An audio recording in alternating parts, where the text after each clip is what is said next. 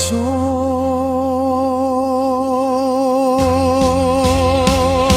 Ginaliron sa kasakit ang akong gibati karon.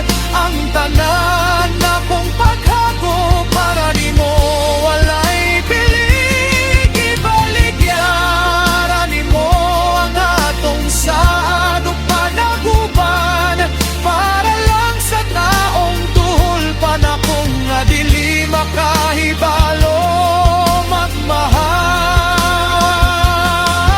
Gihurot na ko ang tanan pero imo lang gipasagdan.